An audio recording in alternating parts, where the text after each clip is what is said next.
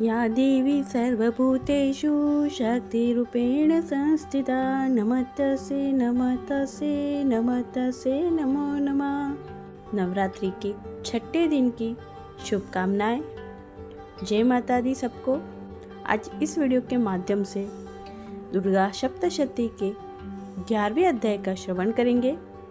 आप सबसे छोटा सा अनुरोध है, आपने अभी तक चैनल को सब्सक्राइब नहीं किया तो चैनल को सब्सक्राइब कर लीजिए और कमेंट में जय माँ जरूर लिखें। 11वां अध्याय देवताओं द्वारा देव की स्तुति तथा देवी द्वारा देवताओं को वरदान। मैं भुवनेश्वरी देवी का ध्यान करता हूँ। उनके श्री अंगों की आभा प्रभात काल के सूर्य के समान है और मस्तक पर चंद्रमा का मुकुट है। वे उभरे हुए स्तनों और 3 नेत्रों से युक्त हैं। उनके मुख पर मुस्कान की छटा छाई रहती है और हाथों में वरद, अंकुश, पाश एवं अभय मुद्रा शोभा पाते हैं। ऋषि कहते हैं, देवी के द्वारा वहाँ महादैत्यपति शुंभ के मारे जाने पर इंद्र आदि देवता अग्नि को आगे करके उन कात्यायनी देवी की स्तुति करने लगे। उस समय अभिष्ट की प्राप्ति होने से उनका मुख कमल दमक उठे थे। उनके प्रकाश से दिशाएं भी जगमगा उठी थी। देवता बोले, शरणागत की पीड़ा दूर करने वाली देवी हम पर प्रसन्न हो। संपूर्ण जगत की माता प्रसन्न हो। विश्वेश्वरी विश्व की रक्षा करो। देवी तुम ही चराचर जगत की अधीश्वरी हो। तुम इस जगत का एकमात्र आधार हो, क्योंकि पृथ्वी में तुम्हारी ही स्थिति है। देवी तुम्हारा पराक्रम अलंघनीय है। तुम ही जल रूप में स्थित होकर संपूर्ण जगत को तृप्त करती हो। तुम अनंत बल संपन्न वैष्णवी शक्ति हो। इस विश्व की कारणभूता परामाया हो। देवी तुमने इस समस्त जगत को मोहित कर रखा है। तुम ही प्रसन्न होने पर इस पृथ्वी पर मोक्ष की प्राप्ति कराते हो। देवी संपूर्ण विद्याएं तुम्हारे ही भिन्न भिन्न स्वरूप हैं। जगत में जितनी स्त्रियां हैं वे सब तुम्हारी ही मूर्तियां हैं। जगदम्बा एकमात्र तुमने ही इस विश्व को व्याप्त कर रखा है। तुम्हारी स्तुति क्या हो सकती है। तुम तो स्तवन करने योग्य पदार्थों से परे एवं परावाणी हो। जब तुम सर्वस्वरूपा देवी स्वर्ग और मोक्ष प्रदान करने वाली हो, तब इसी रूप में तुम्हारी स्तुति हो गई।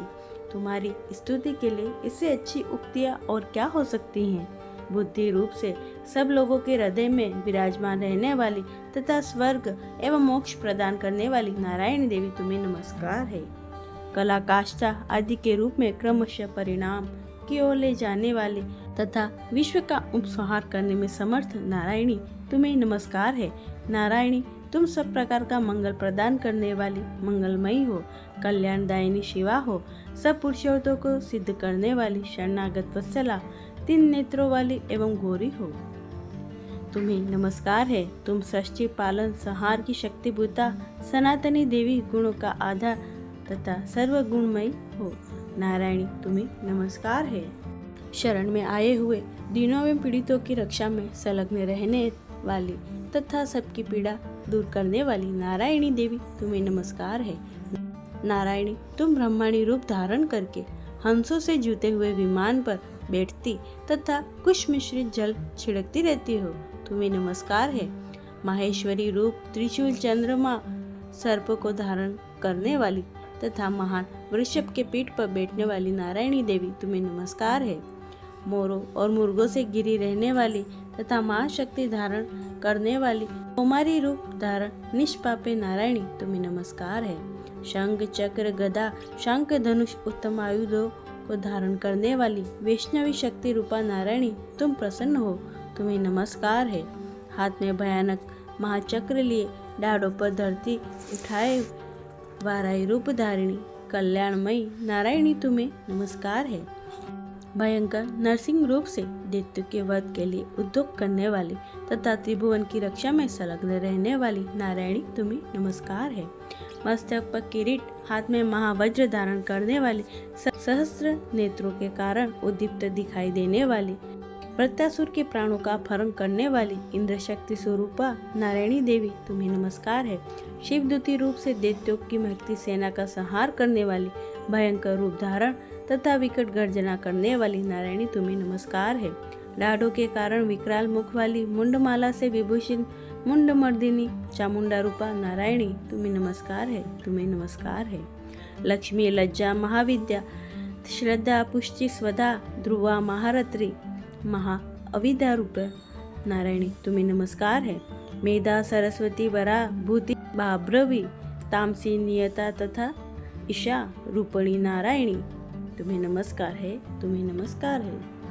सर्वस्वरूपा, सर्वेश्वरी तथा सब प्रकार की शक्तियों से संपन्न दिव्य रूपा दुर्गे देवी, सब भयों से हमारी रक्षा करो, तुम्हें नमस्कार है। कात्यायनी, यह 3 लोचनों से विभूषित तुम्हारा सौम्य मुख सब प्रकार के भयों से हमारी रक्षा करे, तुम्हें नमस्कार है। भद्रकाली, ज्वालाओं के कारण विकराल प्रतीत होने वाली अत्यंत भयंकर समस्त असुरों का संहार करने वाला तुम्हारा त्रिशूल भय से हमें बचाए, तुम्हें नमस्कार है।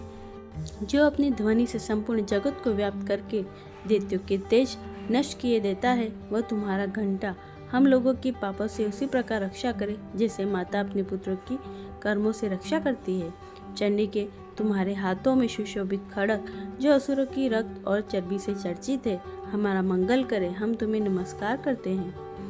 देवी, तुम प्रसन्न होने पर सब रोगों को नष्ट कर देती हो और कुपित होने पर मन वांछित सभी कामनाओं को नाश कर देती हो। जो लोग तुम्हारी शरण में आ चुके हैं उन पर विपत्ति तो आती ही नहीं, तुम्हारी शरण में गए हुए मनुष्य दूसरों की शरण देने वाले हो जाते हैं। देवी अंबिके, तुमने अपने स्वरूप में अनेक भागों में विभक्त करके नाना प्रकार के रूपों से जो इस समय धर्मद्रोही माँ दैत्यों का संहार किया है, वह सब दूसरी कौन कर सकती थी। विद्याओं में, ज्ञान में, प्रकाशित करने में, शास्त्रों में तथा आदि वाक्यों में तुम्हारे सिवा और किसका वर्णन है, तथा तुमको छोड़कर दूसरी कौन ऐसी शक्ति है जो इस विश्व को अज्ञान में घोर अंधकार से परिपूर्ण ममता रूपी गड्ढे में निरंतर भटका रही हो। जहाँ भयंकर विष वाले सर्प, जहाँ शत्रु, जहाँ लुटेरी सेना और जहाँ दावा नल हो, वहाँ तथा समुद्र के बीच में भी साथ रहकर तुम विश्व की रक्षा करती हो। विश्वेश्वरी, तुम विश्व का पालन करती हो, विश्व रूपा हो, इसलिए संपूर्ण विश्व को धारण करती हो।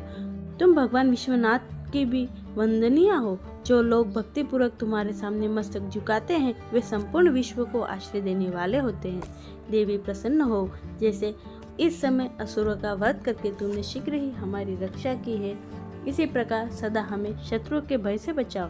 संपूर्ण जगत का पाप नष्ट कर दो और उत्पात एवं पापों के फलस्वरूप प्राप्त होने वाली महामारी आदि बड़े बड़े उपद्रवों को शीघ्र दूर करो। विश्व की पीड़ा दूर करने वाली देवी, हम तुम्हारे चरणों में पड़े हुए हैं, हम पर प्रसन्न हो। त्रिलोकी निवासियों की पूजनीय परमेश्वरी, सब लोगों को वरदान दो। देवी बोली, देवताओं, मैं वर देने को तैयार हूँ, तुम्हारे मन में जिसकी इच्छा हो वह वर मांग लो। संसार के लिए उस उपकारक वर को मैं अवश्य दूंगी। देवता बोले, सर्वेश्वरी, तुम इसी प्रकार तीनों लोकों की समस्त बाधाओं को शांत करो और हमारे शत्रुओं का नाश करती रहो। देवी बोली, देवता वैवस्वत मनवंतर के 28वें युग में शुंभ और निशुंभ नामक 2 अन्य महादैत्य उत्पन्न होंगे। तब मैं नंदगोप के घर में उनकी पत्नी यशोदा के गर्भ से अवतीर्ण हो विंध्याचल में जाकर रहूंगी और उन दोनों असुरों का नाश करूंगी। फिर अत्यंत भयंकर रूप से पृथ्वी पर अवतार ले वे प्रचित्त नाम वाले दानों का वध करूंगी और उन भयंकर महादैत्यों का भक्षण करते समय मेरे दांत अनार के फूल की भांति लाल हो जाएंगे। तब स्वर्ग में देवता और मृत्युलोक में मनुष्य सदा मेरी स्तुति करते हुए मुझे रक्त दंतिका कहेंगे। फिर जब पृथ्वी पर 100 वर्षों के लिए वर्षा रुक जाएगी और पानी का अभाव हो जाएगा, उस समय मुनियों के स्तवन करने पर मैं पृथ्वी पर अयोनिजा रूप में प्रकट होऊंगी और 100 नेत्रों से मुनियों को देखूंगी। अतः मनुष्य शताक्षी इस नाम से मेरा कीर्तन करेंगे। देवताओं, उस समय मैं अपने शरीर से उत्पन्न हुए शाखों द्वारा समस्त संसार का भरण पोषण करूंगी।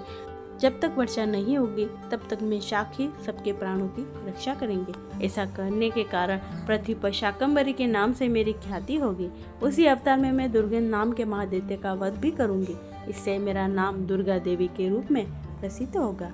फिर मैं जब भीम रूप धारण करके मुनियों की रक्षा के लिए हिमालय पर रहने वाले राक्षसों का भक्षण करूंगी, उस समय सब मुनि भक्ति से नतमस्तक होकर मेरी स्तुति करेंगे। तब मेरा नाम भीमा देवी के रूप में विख्यात होगा। जब अरुण नाम के दैत्य तीनों लोकों में भारी उपद्रव मचाएगा, तब मैं तीनों लोगों का हित करने के लिए 6 पैरों वाली असंख्य भवरों का रूप धारण करके उस महादैत्य का वध करूंगी। उस समय सब लोग ब्राह्मणी के नाम से चारों ओर मेरी स्तुति करेंगे। इस प्रकार जब संसार में दानवी बाधा उपस्थित होगी तब तक अवतार लेकर मैं शत्रुओं का संहार करूंगी। इस प्रकार श्री मार्कंडेय पुराण सार्वणिक मनवंतर की कथा के अंतर्गत देवी महात्म्यमय देवी स्तुति नामक 11वां अध्याय पूरा हुआ। बोलो अम्बे मात की जय। ये था आज का अध्याय। उम्मीद करती हूँ आपको ये अध्याय अच्छा लगा होगा। अच्छा लगा है तो चैनल को सब्सक्राइब कर लीजिए और कमेंट में जय माता दी लिखना ना भूले। राधे राधे।